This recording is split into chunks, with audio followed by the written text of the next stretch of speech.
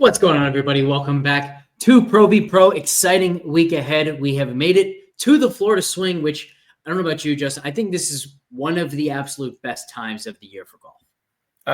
I think we finally, now that being said, we have had a couple of weeks of kind of true tests here recently, but I think now we get kind of more big boy golf, right? Better shots, harder chipping. The lies are just so much more difficult with the grainy Bermuda. To me, this is more fun, but it's also more familiar to me. I played in Texas and Florida, which is, the type of grass that we're going to see for the next several weeks. Yeah, a lot of high leverage shots in this golf course too. Jordan Spieth had a really nice quote where he talked about just like his whole team really felt like there was no better way for him to get back into tournament shape than playing a difficult golf course like PGA National, which is why he's here. So I'm very excited for this week, but we've got some stuff that we got to talk about before we get into the Cognizant Classic. And let's start with the brand new news. Bryson DeChambeau, not expected to return to LIV, is expected to return to the PGA Tour starting next season. This is huge news for golf. Is this what you expected, Justin? So he's not just walking away. I think he said, "Hey, I need $230 million," and they just said no. Like, it wasn't like he was like, "Hey guys, I've had enough. I'm out." They just weren't like willing to pay. So I think there's a big difference there. I'm not surprised. I think you're going to see this. Like, I think like if the models really were going to work, I think you're going to see comers and goers. I do think that this hurts LIV because he's kind of their face, right? People watch him no matter where he plays. So I'll be interested to see what that does to their, not that their ratings are all that good anyway, but to see what it does to their ratings. And I think, and this is where I think I'd love to get your opinion on this. I think Bryson's going to be one of those guys that they don't care. Like, when he comes back to the PGA Tour, people aren't going to be like, "I can't believe you went over there and took that money, blah, blah, blah." Like, I think that, like, it's not like he's a huge social guy anyway. He wasn't a big social butterfly. Like, the people that will like him are still his friends, and the people that thought he was a strange duck are still going to see him the same way. The whole thing is very strange to me because I did not expect Bryson to make this decision based on money. I thought like he was either going to come back to the PGA Tour because he wanted to come back to the PGA Tour, and like his demands were going to be something along the lines of, "I want to be able to keep doing my YouTube stuff, and as long as you let me keep doing my YouTube stuff, I'll come back to the tour." So that part surprised me that that doesn't seem to be part of the discussion. The most shocking part by far to me is that LIV wouldn't give him that money. Like, he is LIV. He's the only guy who matters for LIV. Like, very realistically, the only chance I think that LIV has of success is that they blow up on the YouTube side and gain all of their popularity through the YouTube side. And that is Bryson. Without Bryson, I don't see any path to success for LIV. So it kind of just seems like they're saying, we're done shelling out money. We know we're established. We know we're not going anywhere. So we can stop the spending spree and nothing can stop us from existing. It's very confusing to me. Yeah, I mean, I don't know that he is LIV. He definitely has become the face of LIV with the YouTube stuff to the younger generation. I mean, I think what we see is how bad Rahm and Koepka have played, because I think that we all thought Jon Rahm would be the face of LIV, right? I mean, generally speaking, of like he would go compete in every major. His talent was so much better than everybody else's. It didn't really matter where he played. He was always going to compete in majors. That being said, Bryson is definitely more intriguing, right? He just draws more attention. He's also been the better player over the last year and a half. Yeah. Well, but I'm just referring to when Rahm went over there, we thought, oh, it doesn't matter. He's going over there to play less, but he's still going to compete or whatever. Yeah, I mean, we definitely thought that he'd still contend, but like we've had this conversation before, but I think it's very clear that Rahm overestimated his own influence on golf. Like, I think he expected that his move to LIV would be kind of the catalyst for some kind of deal, and it turned out that like people didn't really miss Rahm on broadcast as incredible of a golfer as he was and still is. Yeah, and not just that, but he was also kind of fun to watch. You get pissed off, and same with Hatton. Some of those guys are fun to watch. I think like, I don't think anybody would argue that they're not missed to watch, right? When they compete, like, those guys are fun to watch. It's just, The thing is, though, we only see it 4 times a year because, like, if we were all watching Liv on a weekly basis, then we'd see him competing. We'd see the same fire. Now, I personally, the reason I don't watch Liv is because I know that they don't really care about the results of Liv, so why should I? But if we were seeing like the fire from Rom every single week, then it might be in my mind like, oh man, I miss watching this guy every week. I miss watching him at the Players. I miss watching him at the API. I don't, because I don't ever see him playing, so he's just not in my mind. yeah, I mean, there's definitely something to be said about that. But I also think that if or when Rom plays a more of a PGA Tour schedule, whether that's some kind of deal together or whatever, you're going to also get on the show and be like, man, I forgot how fun it was to watch John Rahm play golf. Yeah, I think that's perfectly fair. Anything else on Bryson here? Because the lingering question, I think, for me still is what happens with the rest of the guys. And let's say Rahm, Brooks, Cam Smith all decide, like Bryson, to not renew, to come back to the tour. Can Liv exist without the superstars? That's a great question. I don't know. I mean, they'd have to find something. Like, can they have a tour of 60 Jason Kokrak's? I mean, yeah, I didn't even know he still played Liv, right? So I don't even know if he does. I have no idea. Yeah, I honestly, like, I don't know. Like, I would say for them to not pay Bryson, and they're kind of that's got to be a give up factor in some sort, or they know some deal's getting done and they're like, I'm not going to write you a check before this deal gets done. We already have something kind of in place. Yeah. I don't really like, it's just a weird bit. The whole thing is just because what I really like, what I'd be interested to see is, let's say that they do strike some deal and they're playing 10 tournaments together or whatever. And then does Cam Smith like return to form? I mean, there's just so many avenues that we can go down, with what Liv has done and what transpires. And if there is like a mass return to the tour, I feel like there'd be a really big edge in fading Liv guys for like 3 weeks. And then once everyone has decided, oh, these guys keep failing, I'm done playing them, then you start playing them again. And maybe they but I mean, the players on Liv aren't going to like all of a sudden miss Bryson. I mean, he plays practice rounds by himself. He's not like, yeah, he's YouTube social, but he's not, I don't think he's like a huge hit amongst other players there, right? I mean, he's probably got his few friends, just like the PGA Tour. Like, as far as the players like next year or whatever that are playing on Liv, they're not going to be like, man, I can't believe Bryson's gone. All they're going to say is, man, are we going to have a tour? But they're not going to. They're not really thinking about missing, him being there. I do think the fans of Liv will miss Bryson though, right? Because like of all of the Liv guys, the one who was most universally positively received last year in all the majors was Bryson. He's become so much fun. I think like one underrated storyline, if he comes back to the tour, or at this point it might be more when he comes back to the tour, is as we get more of Bryson, are people still going to love the new Bryson, or are we all going to get tired of his shtick because we see him so much more often now instead of 4 times a year? Yeah, and I think there's something to be said about that. Like, things are more intriguing when you get to see him just occasionally instead of all the time. Yeah. And like you said, he found his way into contention a lot, not just a few times. Time to talk some Mexico Open. Pretty great duel, honestly, between Paquita and Brian Campbell.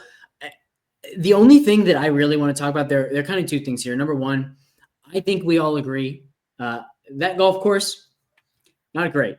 It's certainly not worthy of some of the other stops on the tour, but it's still a PGA Tour event, and there are still some really great stories. I don't know what you thought of the playoff hole where Campbell won it, Justin, but I was actually very impressed by Campbell for regrouping after he got that crazy lucky break, bombs it out of bounds, kicks off a tree back in play. What was your thought of that hole in I mean, just so it's probably the most life-changing break at that moment of any person's career that I can think of that was. I mean, I would argue that he would look at you in the face and say it's the worst shot he's ever hit under pressure. right.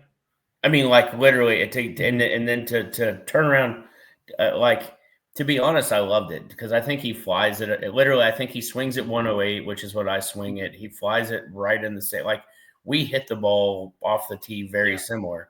But I was telling somebody the other day, like they asked him, they were talking about the golf course, and I was like, man, to be honest, like if I played that place, I would just wear out my 6-iron. Like I would literally just hit 6-iron into every hole, and then try to make sure I birdie the par fives. I was impressed with the fact that he didn't seem to try to rip the ball too much off the tee. Like he was very content to just play his game. I thought that showed a lot of patience. But there's an aspect of that final playoff hole I want to talk about, which is I think. Have you ever worked with a sports psychologist? So there was a guy that came in a little bit, but no, I never really spent a bunch of time with one. I haven't either, but I've read extensively about sports psychology just because of golf and because I just find psychology pretty fascinating. One of the kind of like coolest things I remember the first time I ever read it and just thinking like, oh, wow, that makes so much sense is a lot of the time when we fail under pressure, it's because we don't believe that we deserve whatever accomplishment we're chasing. So it's like we self-sabotage saying, no, I will accomplish this one day, but I'll do it when I feel like I deserve it and not a moment sooner. And so for Campbell to react to the really lucky break, it sounds counterintuitive. It sounds funny, right? Like, what do you mean it was great? It was like it showed how deserving he was that he was able to do it despite such a lucky break. But the wedge shot he hit to stick it close, knowing he didn't really deserve a chance to actually stick it close, make birdie for the win, I thought showed a lot about him, every bit as much as all of the patience throughout the day and just kind of getting it done in his own way while he's being outdriven by 70 yards. Yeah, and I think it also, like, to your point was maybe he hit that shot and it bounced out, and he's like, man, you know what? It is my time. Mm-hmm. Like he kind of used that as like, hey, maybe I thought it wasn't, but that break is basically telling me, hey, it is my time. And yeah, that's a good point. Used it to kind of fuel his own fire there. So, you know, both can be true. I mean, you know, that he had doubts, but I mean, it's not like he was also playing against a guy that had won a bunch of times that, you know, he only hit like 40% of the fairways. You think he was like, oh yeah, I'm supposed to win this event? Sure, he's absolutely mashing the ball, but what is your thought on Paquito, and specifically, like, do you expect him to be one of the next stars and that he's going to be in contention a lot? And because they were kind of talking about him in the sense that like he's guaranteed to be back. This is the second time, by the way, he's been in contention this year. Had a disastrous final round at the Farmers Insurance Open, but he had a chance there. Do you agree? Do you think he's just going to kind of be a mainstay on leaderboards for years to come, or might this have been his best chance? Oh, I don't think this will be his best chance. I think he'll win. That being said, I don't know about a mainstay, but this is something we talk about all the time. That I am one of the guys that I used to play with all the time. I haven't played with him much lately, but drives it better than any human on earth. But anyway, if you drive it like that, as far as he hits it, the weeks that his driver is on, so to speak, where he hits more fairways than not, how do you not contend? Yeah. Like, you know, I mean, we talk about it all the time of how important driving is. If he has that ability, like that's something that, like, if he has a great day, he can hit as many fairways as I can. I can never hit it as far as he can. Right. The driving gives him a ceiling that plenty of other players will never, ever have. But I do think it's worth noting. He won in January of 2024 on the Korn Ferry Tour. The rest of his Korn Ferry Tour season, 27th, 20th, miscut, 48th, miscut, 30th, miscut. He had one other top 10. It was a very, very ugly season.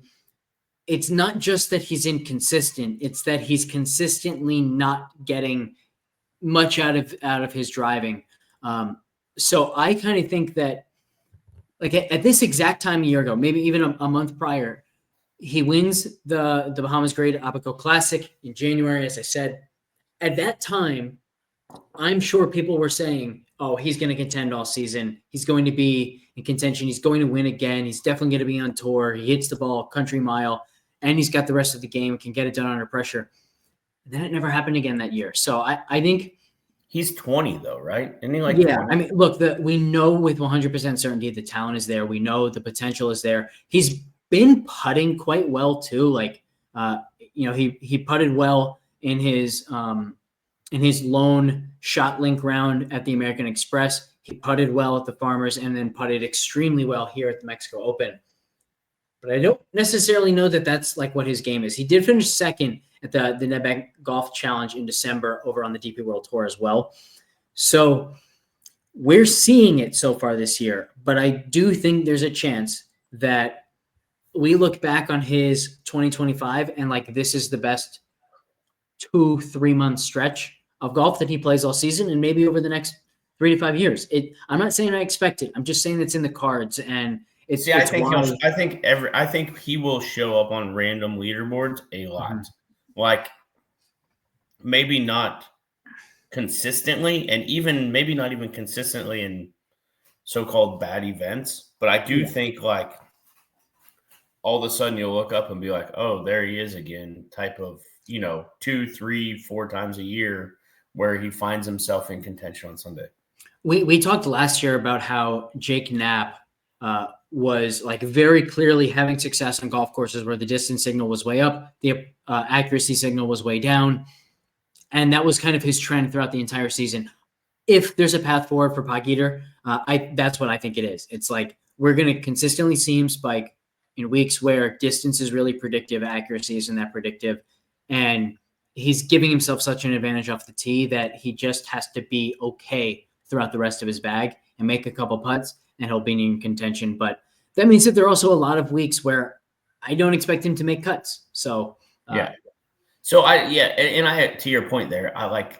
He's not Min Woo Lee talented. Yeah. Maybe he will be in 5 years, but he's not there right now. And I think the main difference between he and Min Woo Lee is like Min Woo is filthy with his short game. He has shots that very few tour players have. We saw very clearly Poggeter needs to add even the most basic shots around the green. So the feel, the talent, like that part isn't there.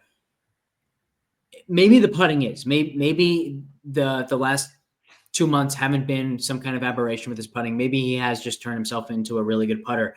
And you can make a hell of a career out of massive distance plus the ability to make a lot of putts. So if that's the case, then yeah, he will contend again.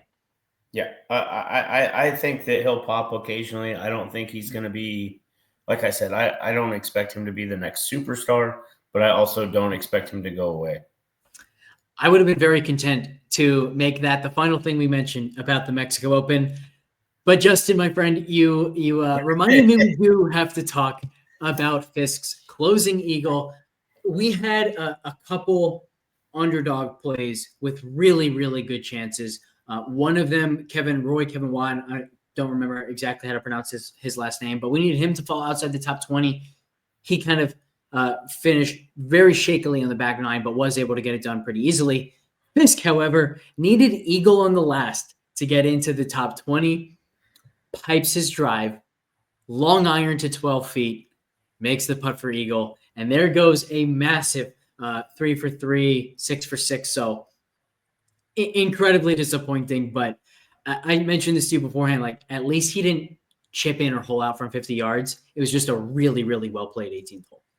Yeah. And the only, obviously I was following and I follow along with pretty much all of it, but I have a friend that he was talking about how good he was on Underdog, and he does a bunch of racing stuff. And I was like, man, like these golf stuff is pretty good. And so I sent him that one.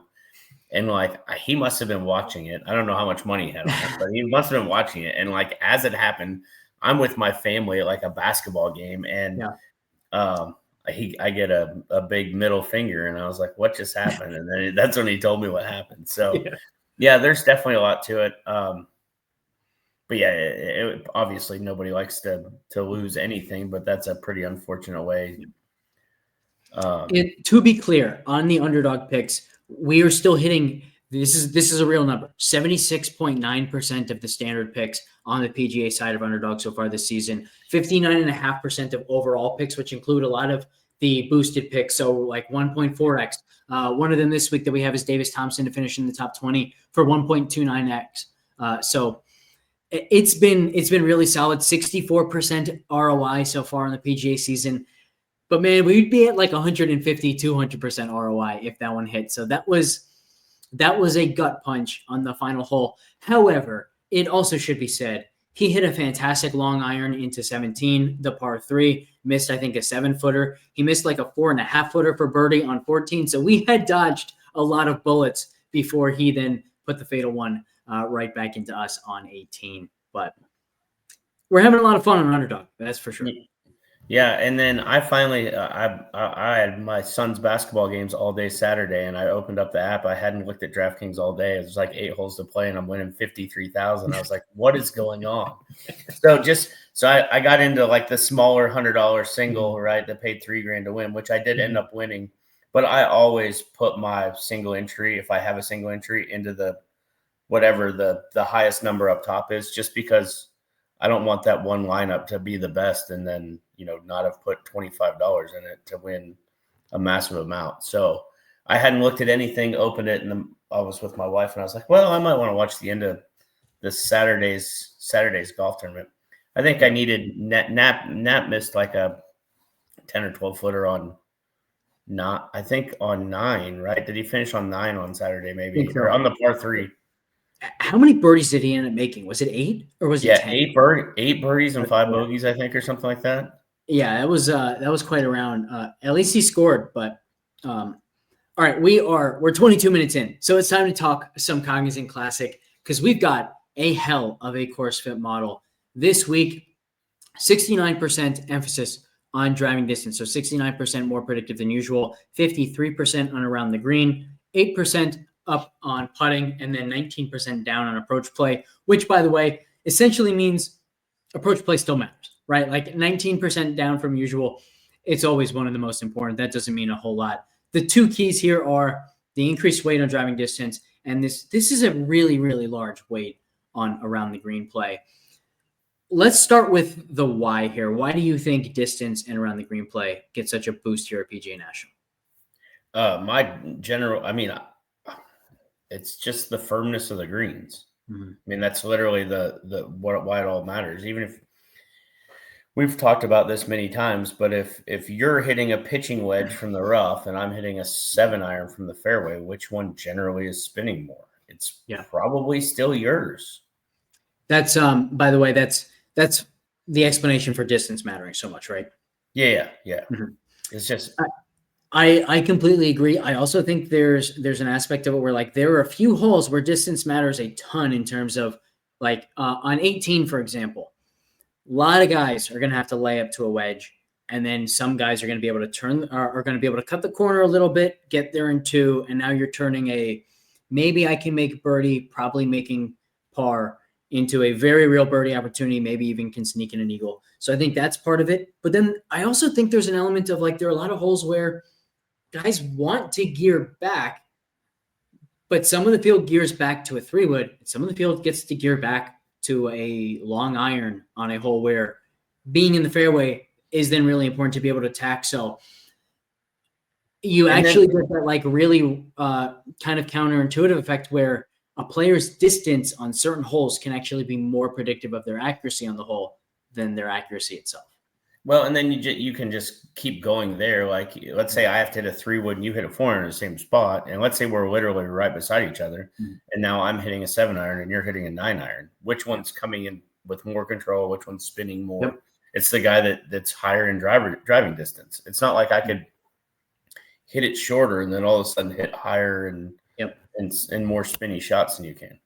Yeah, I think that's an awesome point. There are also a couple spots where the longest hitters can take some bunkers out of play. And so like it effectively widens the landing area of certain holes. So I think all that is true.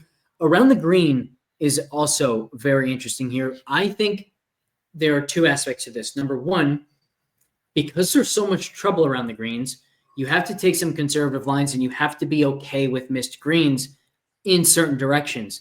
So, for example, on both of the diabolical par threes in the bear trap, 15 and 17, a lot of the time, like that miss into the bunker, given with the right pin position, is not a bad miss. It's a good miss. You're probably making par if you have a good short game.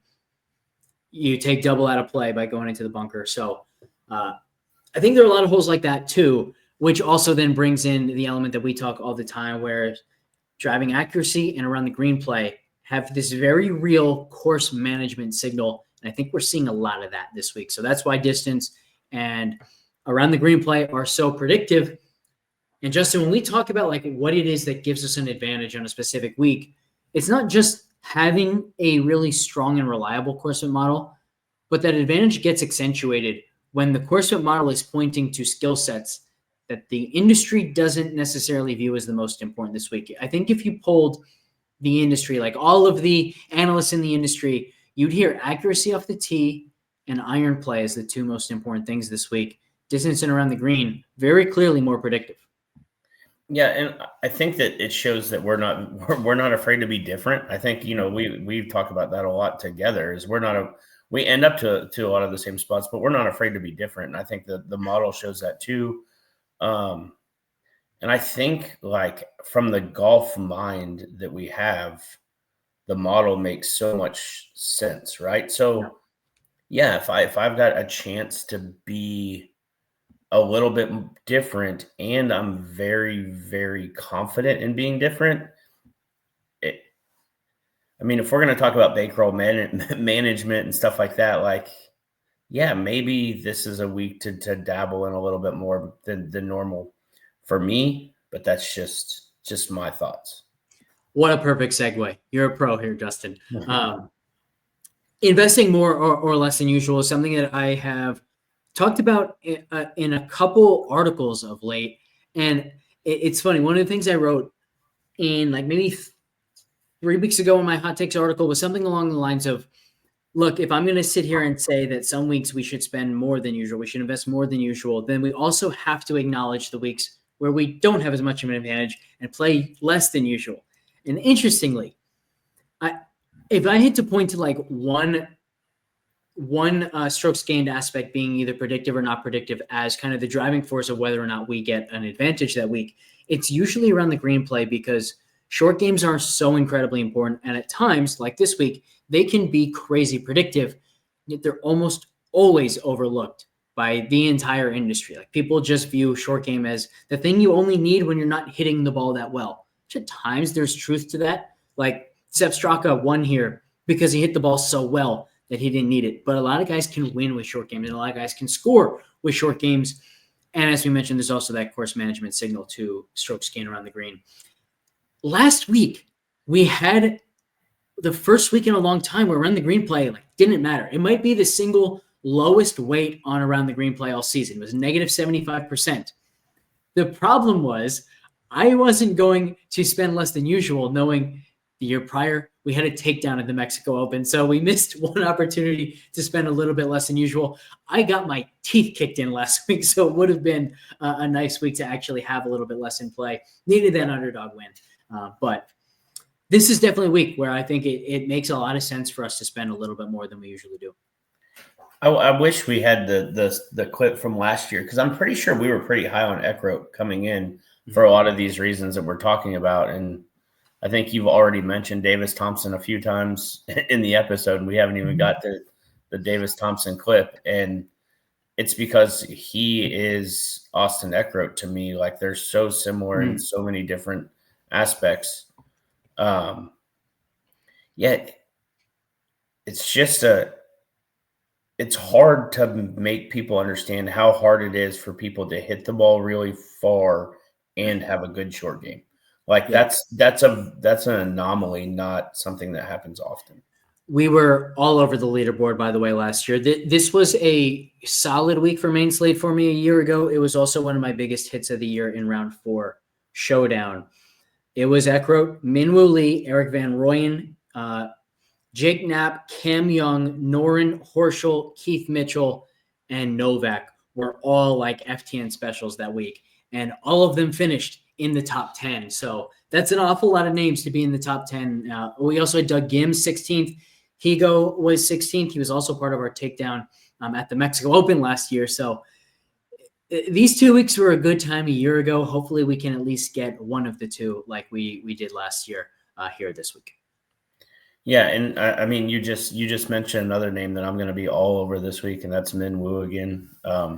Hopefully super low owned here because of the approach play numbers that the rest of the industry is going to play. If they're going to keep giving me the most talented, or if not the most talented, one of them in the field, super low owned on an around the green driving distance golf course, like it's hard to not start with him. Mm-hmm.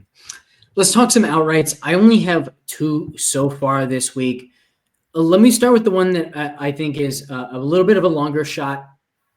We know the path to success for this guy, and that is Johnny Vegas. Johnny Vegas is excellent off the tee. He's one of the longest in the field. He's also one of the most accurate in the field. Does not get anywhere near enough credit for how accurate he is off the tee. One of the best iron players. He reminds me very much of Sepp Straka, though, in the sense that we know what his weakness is, too. It is his short game. For him to contend and win, chances are he's not going to do it by being great around the greens. Chances are he's going to do it by just having that week where he is so sharp with his iron play, so sharp with his ball striking, that he just doesn't need to be great with that around the green play. What do you think of the number 80-1 on Johnny Vegas? We have him 1.8% to win, which shows a ton of value. Yeah, I just think I think it's pretty much exactly what you said. Like you're playing, you have to be okay with him missing the cut because it's a real possibility. But you also have to know that like at 80-1, he's going to find himself into contention more than 1 out of 80 times. When he won last year at the 3M Open, gained 3/4 of a stroke per round off the tee, 1.5 strokes per round with his approach play, gained 1.2 per round with his putting, lost strokes around the green. So like it is so clear the way that he has to get it done. It's doable. We saw Sepp Straka do it. And actually like that's been a little bit of a theme in some of these weeks where around the green play is so important. You can find the exceptions to the rule, the guys who just hit the ball so well that they don't need it. Victor Hovland has done that a bunch, like at Bay Hill. Straka has done it here. Vegas has also done it a number of times, including, by the way, the 3M Open. The course fit model for that week, you flip the distance and accuracy impacts. The accuracy predictive value is a lot higher than usual at the 3M Open. But then you have the same decrease in approach play predictive value and the same major increase in around the green play. He was able to win because he hit the ball so well and he made putts. That's still the formula. That's always the formula for him. And talent-wise, I just think he's too good in this field to be 80-1. Yeah.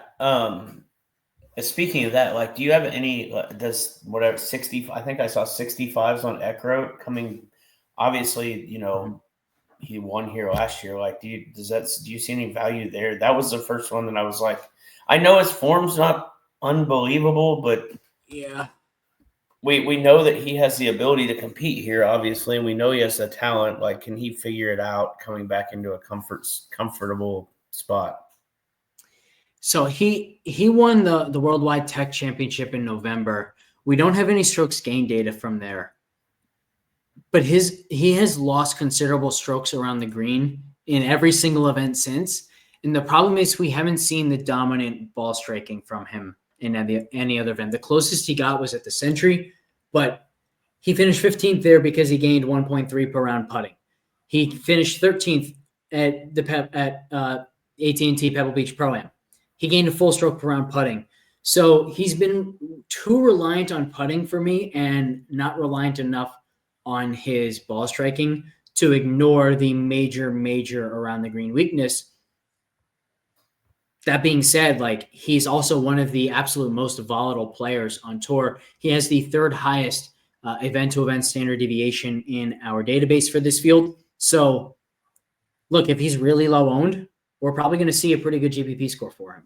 Yeah, well, and like I could see them being like I could even see his outright being like mid 40s, right? That is 40 to, but 65 to me is just too big of a number. Let's see what number is there now for Austin Eckroat here. At the Cognizant, best available now that I'm seeing is 55 at BetMGM, 55 at Bet365. It's crazy. I just got 65 like as we were sitting here. But Nice. we talk about this all the time, like with Yeah. the variables, like Mhm. it's just It's different. very rare that you get the better number. For sure. Here in Virginia, I have access to more sports books, but every now and then you get one.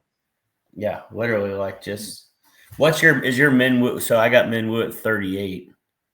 Okay. I'd just be curious, like the other guys that I'm like, Yeah. the Smalley at 50 was Smalley at 50, Eckert at 65, and Minwoo at 38 were my three. 33 for me on Minwoo, and he's available at 33 basically everywhere. I should mention, by the way, the expected strokes gained projections this week. We have a very FTN friendly top of the board here.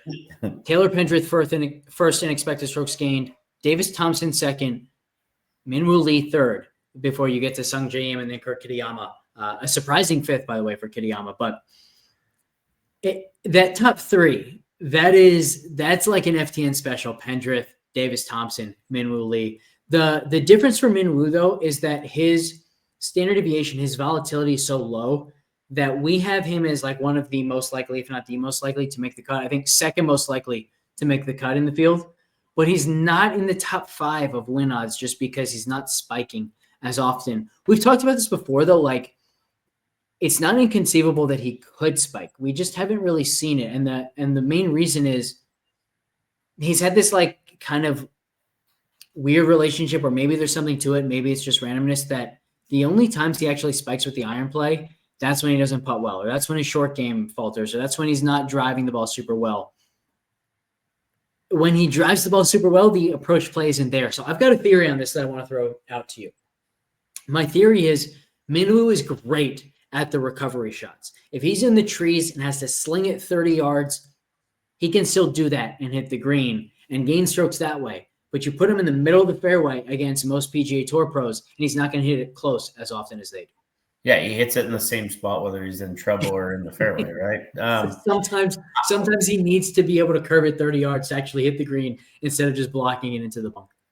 And there's something to be said about that. Like everybody, we talk about it sometimes just when we're chit-chatting about nothing, randomness of like narrowing your focus, right? Seeing different shots and narrowing. And I still believe, and I've said this since the Players' Championship 2 years ago, that I believe that he will be a superstar. Like he will win multiple events, including a major. We just haven't seen it yet. He's got to figure out the irons. Like that's it. He's so damn good off the tee. He's a wizard around the greens. He hasn't been quite as good with the putter of late. His estimate is down to 0.11 strokes gained per round putting, but it's there. Like we've seen it. We've seen the putter get hot, and frankly, all you need is a hot putter sometimes. You don't even need to be a great putter. You just need to be streaky enough that sometimes you can put it all together and win.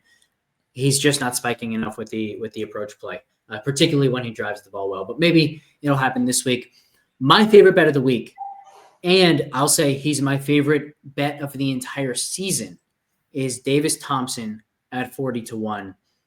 He is such an incredible course fit here. He's not one of the longest guys, but we do have him gaining just shy of a quarter of a stroke per round with his distance. He's also one of the most accurate off the tee right now. In fact, I would say in the last month or so, there probably aren't 3 players in the world driving the ball as well as he has. Like, he's been awesome, driving it long, driving it straight, hitting good drives on important holes. He lost it a little bit once he got into contention at the Genesis. So we are going to talk a little bit about that. But he's first in our win probability this week at 4.7%. He's available at 40-1. So he's got the volatility. We know that he can get it done. We saw him get it done a year ago in a runaway victory. He's got the course fit. He's in form. I love everything about him. I don't understand why he's 40-1. Yeah, I mean, also think that he's one of those guys that's just more talented than what maybe even his predictive numbers show, right? So I think that adds into the intrigue. I mean, he's so good around the green. Like he's one of the kind of unique short game specialists, I think, in the sense that he can hit the really creative, like spectacular shot, but he's also the kind of guy that you feel good about his chance when he has a straightforward chip. You just know it's going to be 4 feet or less, right? Like Hideki at times will screw up some quote unquote easy ones because he's so interested in hitting the spectacular shot around the greens that sometimes he tries a little bit too hard to make something and it goes 6 feet by or something like that. Like Davis Thompson is fundamentally sound around the green and hits some absolutely filthy short game shots. So I really love that part of his game. To me, it's only a matter of time for him. But I do want to ask you, he was leading after 2 rounds at the Genesis, 76 on Saturday, very, very boring 72 on that Sunday when McNeely shot 64. Ober gets the win shooting 66. So very disappointing weekend. What do you take from that? Do you maybe lose confidence in him down the stretch? Do you feel like that's something that's going to help him learn and be even that much better going forward? What's your take on that weekend that he had at Torrey? Well, let's start with Oberg's the best player, would be the best player in this field too. So like, and McNeely would be towards the top, I would probably guess as well. Yeah. So the field strength definitely matters there to me a little bit. And we've talked about this. I've talked about this a lot. I know is a lot of times if you believe you're the best player in the field, you become the best player in the field. If you know that somebody chasing you or many people chasing you are better than you, sometimes the way the mind works, you don't perform. And to your point there, at the John Deere Classic, he wins by 4, shooting 62-64 on the weekend. So we know beyond a shadow of a doubt that he can get it done when he's in contention. And I think the field strength point is really good because it's probably a lot easier to hold off Thor Bjornsson, Luke Clanton, CT Pan, Carson Young, Ben Griffin, Andrew Novak than Ludwig Oberg, Scotty Scheffler, Tony Finau, Patrick Cantlay, Tommy Fleetwood, Justin Thomas. Like it was a star-studded group trying to track him down at the Genesis. And they got to him pretty quickly because he played so bad. But I mean, to your point earlier of like, maybe he just doesn't believe it's his time to win in that field yet. And, when he'll win on his time in that kind of field, because I think he definitely has the talent. But that being said, in this field, he knows he's the best player. Or we were on him at the Genesis in part because that course fit model was actually quite similar to this one. Lots of driving distance signal, lots of around the green signal. We said that week, all we need to see is some better approach play because he had lost strokes in every event prior to that since October. And then he went out and gained over half a stroke per round with his approach play at the Genesis, including some pretty bad irons Saturday and Sunday. So I saw everything I needed to see from him. He gained in all 4 categories. This is a course where you probably need to be good everywhere. I mentioned this. I was talking to Red Kachik on Twitter. Great golf courses are as demanding as they are and as challenging as they are in large part because they don't let you hide whatever your greatest weakness is. So the fact that he now has all 5 parts of his game working, I think is a plus. Like, as I said, I love everything about him. Love him as the outright. Also love him as a DFS play. So you were talking about this being an FTN special golf course. What's your thoughts on this week? Does Benny On come back? I mean, he hits it far. He has a great short game. The FTN names this week, the FTN Classics, it's endless. Pendrith, Minwoo Lee, Keith Mitchell, Benny On, Davis Thompson, Cam Young. Throw Spieth in there, throw Kitayama in there, Novak, Horschel. You can throw Glover and Clan in there. Woodland, Vegas, Seamus Power, Nico Højgaard, Knapp, like Gim, CT Pan, Mackenzie Hughes. Like this is just the week of the FTN special. I'm also, by the way, going to throw Isaiah Salinda in there. fantastic call from our guy Josh Culp this past Sunday, talking about Celinda's driver being a weapon. We saw that. I like his chances to do more of the same this week. Also, by the way, a guy in my last year or two down on the mini tours, I don't know how many times he won in events that I was playing, but I know it was more than once. So cool to see his name at the top of leaderboards now. And I do think he's got a very promising year ahead. I think On is great. Like I'll say the same thing this week as I've kind of been saying about Benny On. Like I think we're probably underestimating his around the green play just a little bit because it was kind of disastrous at the end of last year when he was figuring out his putter. But we also haven't seen the spike around the green that I was hoping to see. Like it was very bad at the Genesis after being great at the Century, the Sony, and Pebble Beach. It was bad in Phoenix and then pretty horrendous the second time around at Torrey. So I don't feel strongly about Benny. Do you? I mean, not really. I just know how you feel about him in general, and I was just curious to get your thoughts. I don't really have a huge thought one way or the other. I was just curious. It was more of a curiosity of where you stood on somebody like that.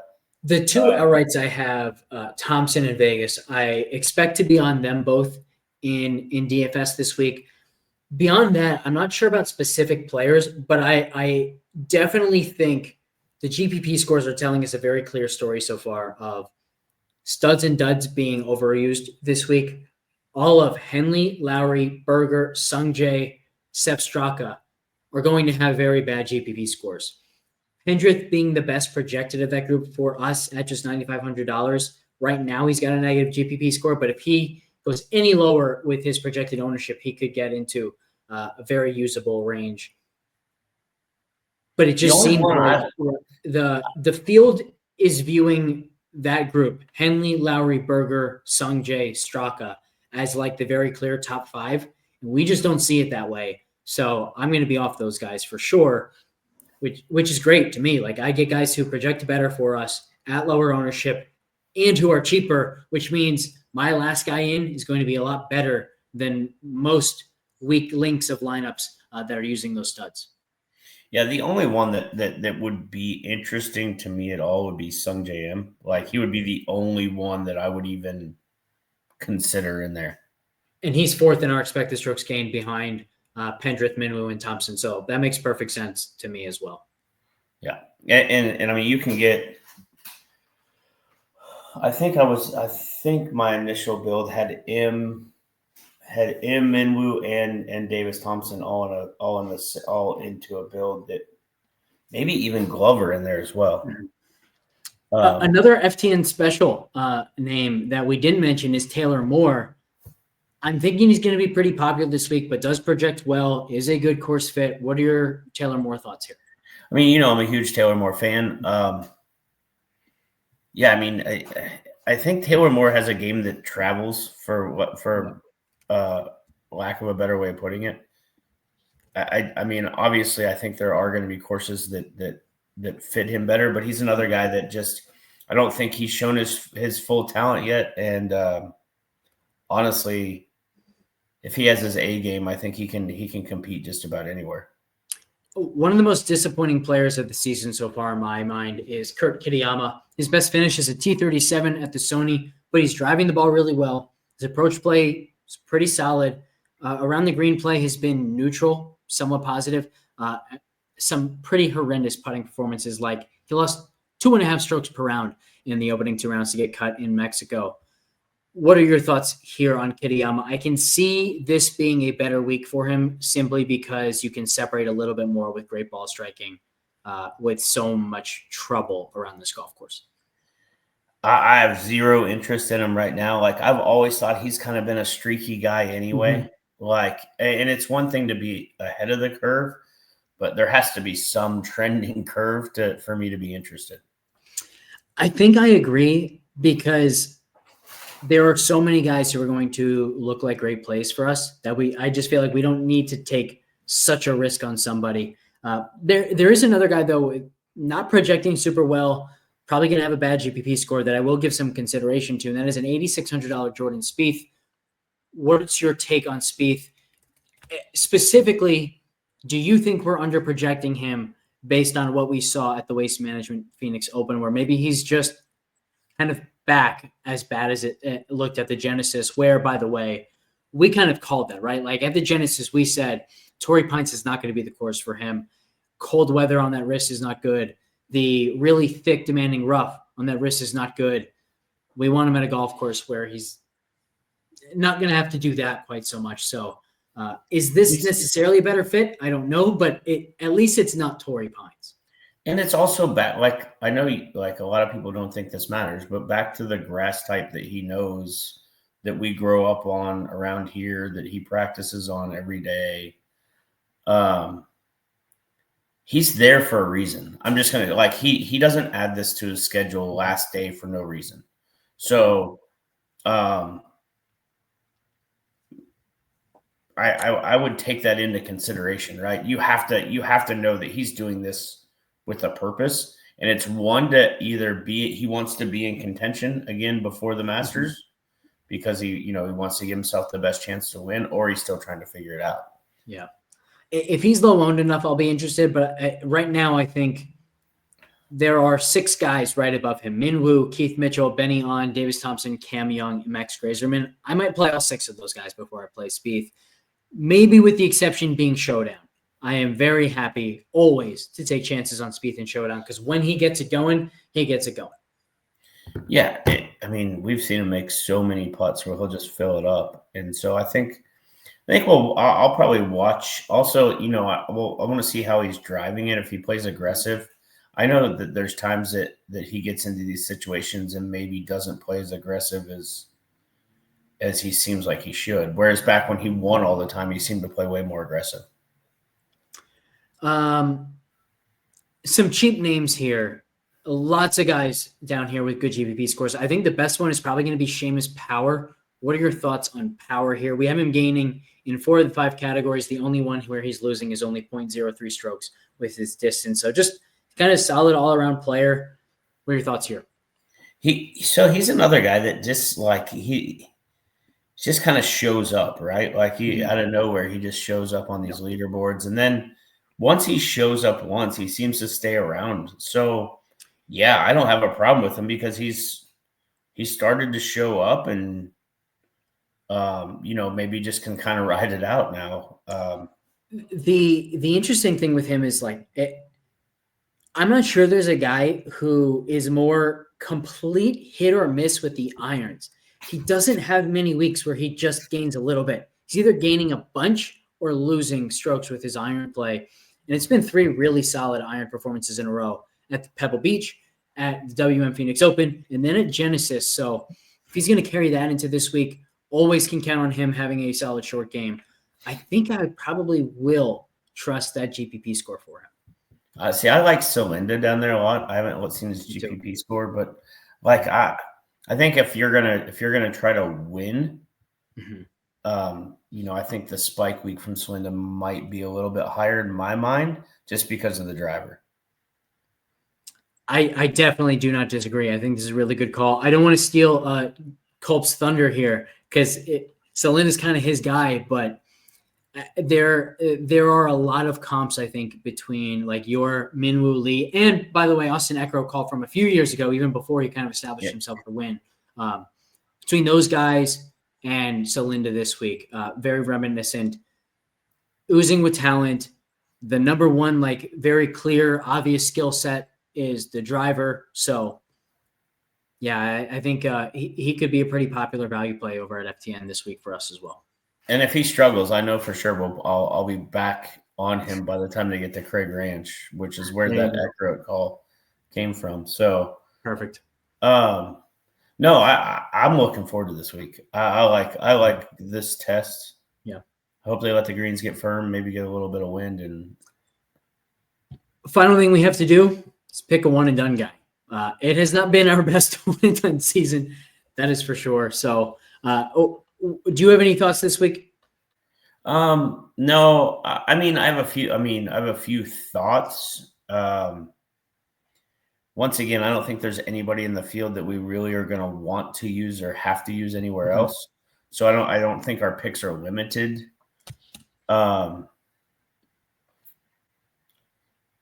from there, I don't like. I mean, I wouldn't mind Davis Thompson. Would be one to think about. Yeah, he's definitely my number one for what it's worth. And then, I mean, are we going to use Minwoo anywhere else? Ooh. I don't know. We used Thompson at the Sony Open, so we cannot use Davis Thompson. So, like, are we going to use Minwoo Lee anywhere else? Like, are we going to regret not having him? Remember when Rory won at Pebble, and we said, "Man, we were on him last year. Let's remember who we were on a year ago, and if we had success there, or if we felt like the process was really good and it didn't quite work out, we should go back to it." We had Min Woo here last year. He was really low owned. We got that right. He finished second. That was fantastic. Maybe we just go Min Woo again. Just go back to it. Yeah, I mean, unless we think we would rather have him somewhere else. The thing is where, because remember, like the thing I talked about with Min Woo, the trouble is he doesn't spike as often. So you kind of need to play him when the course fit is good and when you know he's one of the best players in the field, so that you don't need a ceiling performance that can compete with kind of the best or with like the 80th percentile Scotty Scheffler round or something like that. So I think this is as good a place as any for me. Yeah, Keith Mitchell is intriguing to me as well. Do you have any? And I meant to talk about this earlier. Do you have any thoughts on the wave difference this year? The early predictions was we might see a little bit more wind PM day one than pretty much any other time. Do you buy into that at all, or? Let's check. And I haven't looked all day today. I've been driving, but it was yesterday. Let's see. Thursday, let me blow this up for you guys. Not much wind here on Thursday, maybe a little bit of rain, looks like in the middle of the day. Gusts topping out at 11 miles per hour.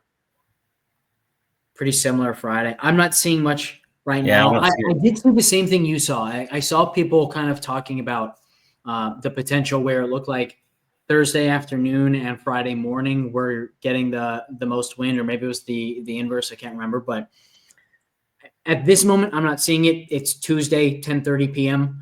Eastern time, so we're getting closer now to actual lock. So we'll check again tomorrow. I'll mention in hot takes if there's something there. We will cover it as always in Discord, but as of right now, I'm not seeing anything here.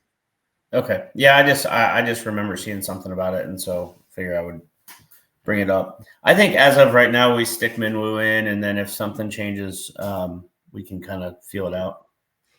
Final thing is we already have posted a few underdog plays in the Pick'em Discord channel, but we will kind of fill those in as we get closer and closer to lock. They continue to release more and more props. I saw they released birdie props a few hours ago, so I'll take a look at that tonight. Maybe by the time you're watching this on Wednesday morning, there will be more in the Pick'em channel, so check that out at ftnfantasy.com. Thanks, everybody, for tuning in. We will catch you next time.